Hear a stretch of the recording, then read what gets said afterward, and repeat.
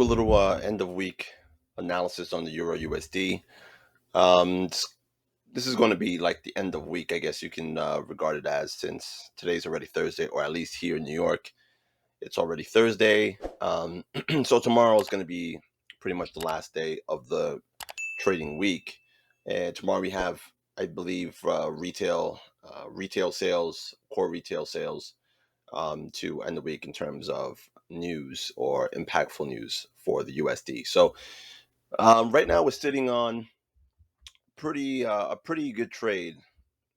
This is the daily chart, and if I use the replay tool just to go back, you can see once we pulled back into this median level.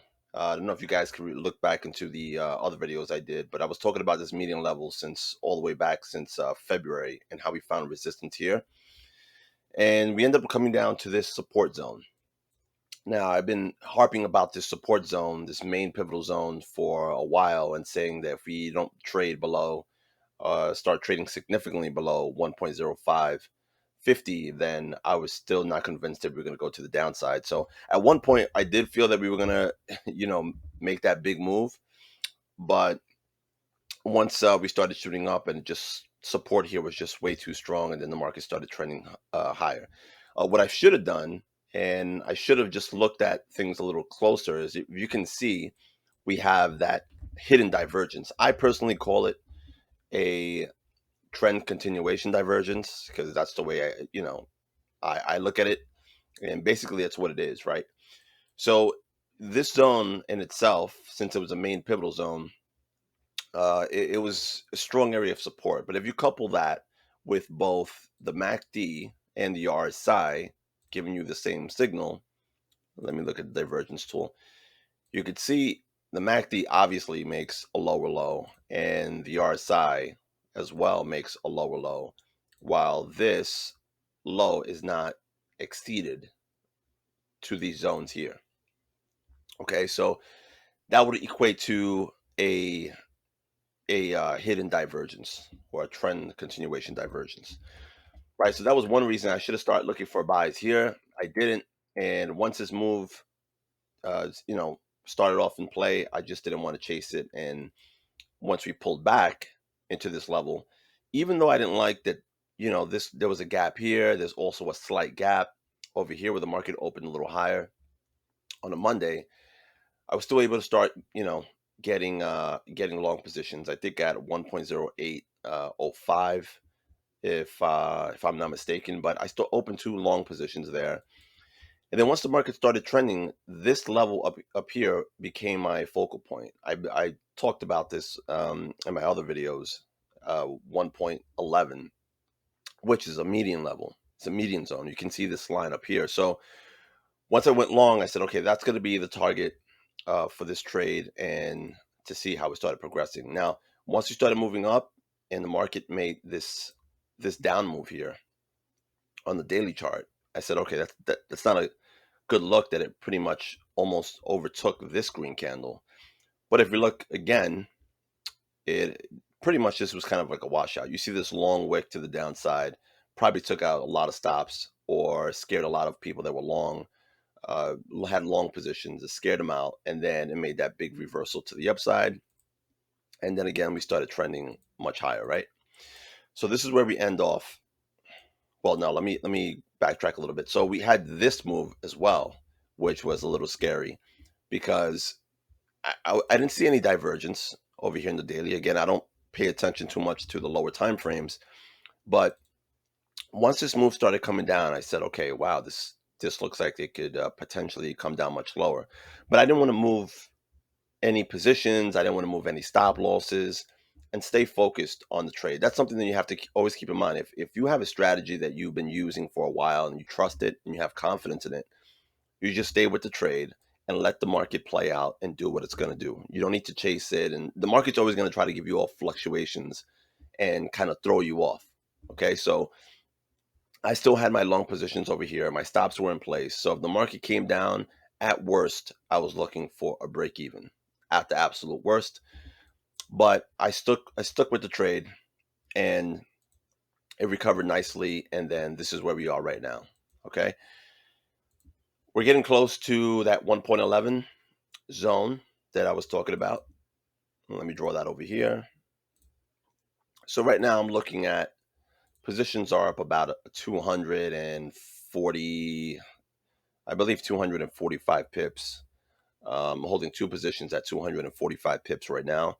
If we get this move up here, then I would be about 270 pips, I think, something like that. However, I'm not sold on taking profits here yet, right? This is like my first target. My second target is up here at this long-term median level around 1.15. And the reason why I look at it that way, if I go back down here to the weekly chart, I always talking about this broadening wedge pattern or megaphone pattern, however you want to call it. I learned this pattern again from this book called the Encyclopedia of Chart Patterns. It's extremely powerful.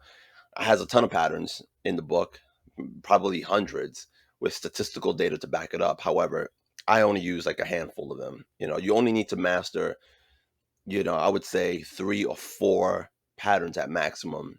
Master them, study them, and then implement them and get familiar with them so you're able to identify them on the charts whenever they show up.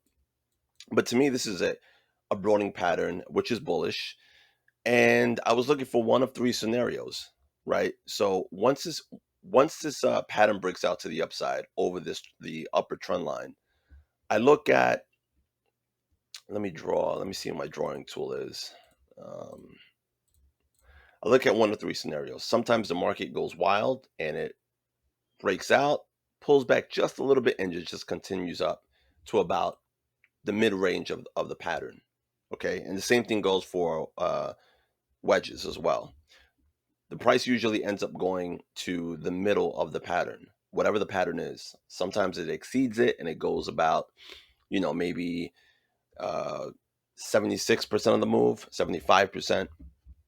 But in this case, this wasn't the scenario. So that was going to be the first potential outcome. The second potential outcome, which looks like it's playing out now, is the breakout, the pullback into that pivotal zone. You can see right here this blue line, and then a continuation to the upside. Okay, which we're almost here at this first target, 1.11. And the third scenario, which I was initially looking for, like about 2 months back, was a pullback. I mean, a breakout and then a deep pullback into this zone, right? These two short-term and long-term median levels, and then we get up to break out to a nice rally. Maybe it was a slight, me being slightly greedy, wanting to get long at the lowest possible position, but that's probably why I didn't take that long over here in the daily chart, which I should have, even though the MACD and the RSI was telling me to go long. But anyway, this is the scenario now. So we found support here, ended up taking a long right above this median level here, and it looks like we're going to take this 1.11 target. Looks like we're going to hit that. But like I said, sometimes these patterns end up going about 50% of the move. Now, this here, just by eyeballing it, I would say this is about 40%, maybe even 50%. But this up here looks like it could be much higher, maybe 62% or 75%, somewhere up here. So the way I'm able to calculate it, sometimes I can eyeball it, but I use a Fibonacci tool and I draw from the very beginning of the pattern all the way to the bottom of the pattern, and then I let it play out. Okay, so we have the 27% here, and you can see actually it stopped at that 55.9% right on the dime. Okay, so I'm expecting for this to shoot up a little bit higher. If it doesn't, then so be it. But this is the confluence here at that 55.9 and that median level. If we end up going much higher than that, and also we have this gap that we might fill, we ended up going on a much higher trend, and then this area up here ends up being around 75%, 76.8%. So if I end up holding on to these trades, I'm going to target even though it may go to 1.16 or 1.17, I'm going to look for a conservative target at 1.15. Again, That is if I decide to hold on to it and see the price action around the 1.11 uh, price zone, right? So that's the reason why I'm looking to hold on. A third reason that I might look to hold on to this, I think I showed this before on another previous video. This is a quarterly chart. It's a 3-month chart. I know it's a very long-term outlook, but look at this wedge. This wedge starts all the way in January of 2006. Actually, no, I'm sorry. Yeah, no, January 2006. Starts all the way there, and you see this wedge playing out. Now, we found support all the way back here in the end of 2022, and now it looks like we're going to push even higher. So if we look closely, you can see the top of this trend line is around that 1.15, 1.16 area. I could assume that we're going to like break out of this and maybe test this main pivot level up here, but again, baby steps. We'll look at the first hurdle, 1.11, and then if we can get above that, then we'll hold on and look for 115, even as high as 116. But again, I'm looking for 115 as a nice profit target. So let's go back down to the weekly. That's the reason why I'm looking for this to continue to trend. Okay, this up move that it's doing right now doesn't look like it's going to let up yet. So we'll let the market and the price action decide for us to do, what to do, right? We don't want to get too predictive and say, this is going to happen, this exactly is going to happen this way. You don't know exactly what the market's going to do. Even if it goes in your direction, you don't know how it's going to get there. You know what I'm saying? So you have to let the price action, tell you the story, so to speak. So yeah, so right now we're looking at 245 pips. Hopefully we get up here and we'll see what the price action is. If we decide to hold, then this has the potential to be about, let's take a look, let's measure it.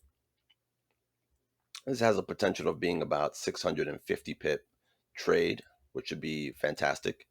And all we have to do is manage the trade and look and wait for the price action to tell us if we should stay in or get out.